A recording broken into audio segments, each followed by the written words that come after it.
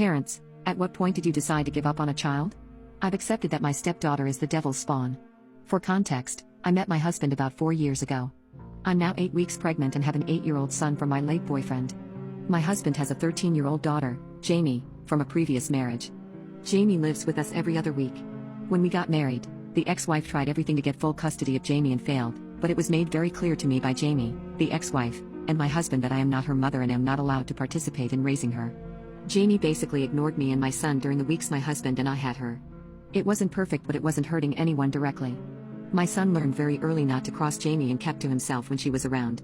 I suspected the ex-wife was behind Jamie's coldness towards me and thought this must be hard for Jamie with all these changes. I tried to befriend her over the years, but she wasn't having it. It got worse when the ex-wife remarried and got pregnant with twins, 2 years ago. She started ignoring Jamie, trying to get my husband to have her more, and basically stopped being a mother to her. It didn't help either that the new husband didn't like Jamie and wasn't shy about not wanting to raise another man's daughter. I asked my husband if we could take Jamie full-time and try to raise her. I saw that her mental health was deteriorating and that she needed stability.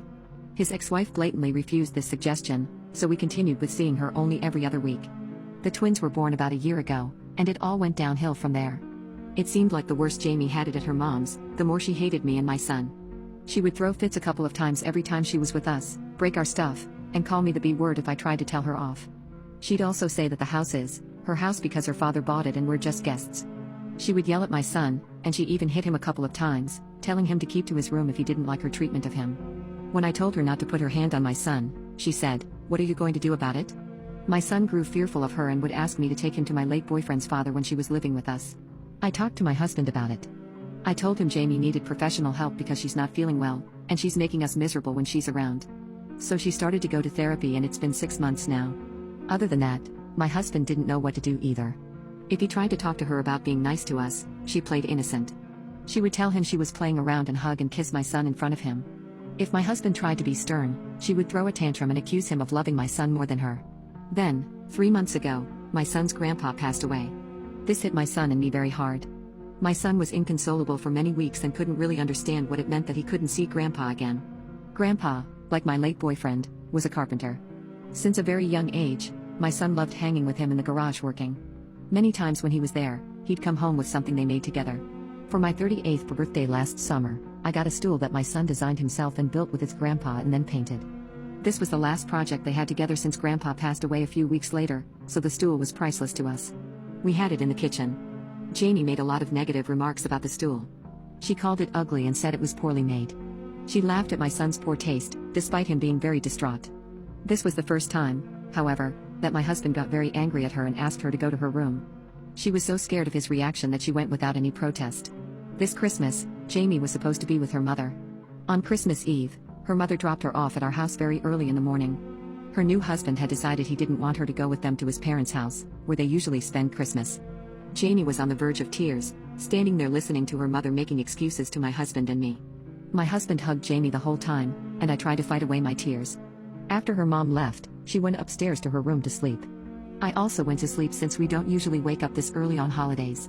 My husband went to the gym, and later he was going to the train station to bring my parents who were going to celebrate Christmas with us. When I woke up the next morning, I heard my son screaming and crying downstairs. I ran down in horror. Jamie had decided to break the stool my son had built with his grandpa. She was trying to shove it in the fireplace. When she saw me, she smirked and said she didn't want ugly furniture in her house. I pulled her away and told her to go to her room and try to get the pieces of wood out of the fireplace. That was when she threw a scalding hot liquid in my face. It was hot cocoa. I yelled in pain, and my son started panicking, so I ran to him to tell him that I was fine. Jamie stood there laughing. I took my son upstairs and went back to her.